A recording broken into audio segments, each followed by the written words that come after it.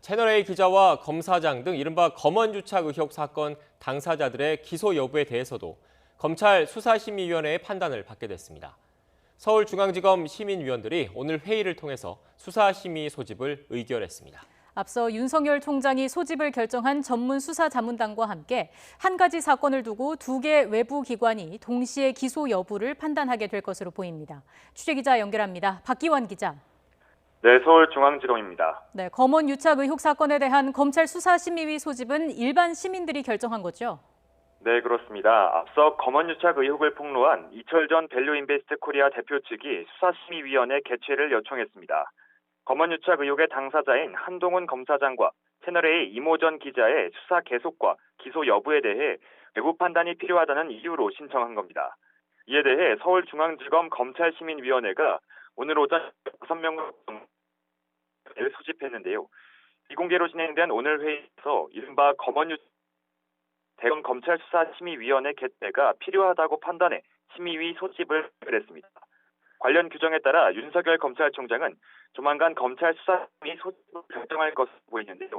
일단 위원 150여 명 가운데 사건을 판단할 위원 15명을 무작위로 뽑고 심의 개최 일정 등을 조율할 것으로 예상됩니다. 이에 따라 이재용 삼성전자 부회장 사건에 이어 검언유착 의혹 사건의 기소 여부에 대해서도 외부 단체인 수사심의위가 판단하게 될 것으로 보입니다. 네, 이런 가운데 앞서 채널A 기자 측 요청이죠. 전문수사자문단 개최도 결정됐는데 이것과는 별개의 기구인 건가요? 네, 그렇습니다. 이철 전 대표가 신청한 수사심의위는 앞서 대검이 소집 절차를 밟고 있는 전문수사자문단과는 별개의 기구입니다. 앞서 검언유착 의혹의 당사자인 채널A 이모 전 기자는 전문수사자문단 소집을 요청했고 윤석열 검찰총장이 이를 받아들이면서 관련 절차가 진행되고 있습니다. 그러자 이 전 대표는 외부 인사들의 눈으로 이번 사건을 판단해달라며 수사심의위원회 소집을 별도로 신청했습니다. 윤 총장이 위원 위촉부터 안건 선정까지 자문단 소집 절차의 모든 과정에 관여할 수 있다고 보고 맞불 형태로 수사심의를 신청했던 겁니다. 수사자문단은 현직 검사는 물론 법률 전문가로 구성되지만 수사심의위원회는 법조계와 학계, 문화예술계까지 다양한 인사들이 참여해 기소 여부 등을 논의합니다.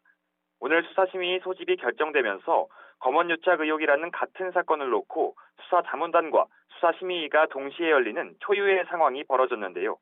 두 기구 사이 어느 쪽의 결정이 우선한다거나 동시에 진행하면 안 된다는 명확한 규정은 없습니다. 따라서 두 기구의 판단이 엇갈리는 상황 등도 배제할 수는 없습니다. 일단 규정에 따라 수사심의를 신청한 이 전 대표 측과 수사팀은 각각 수사심의위에 제출할 의견서와 진술을 준비할 것으로 보이는데요.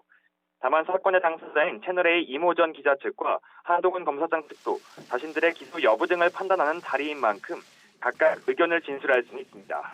지금까지 서울중앙지검에서 YTN 박규환입니다.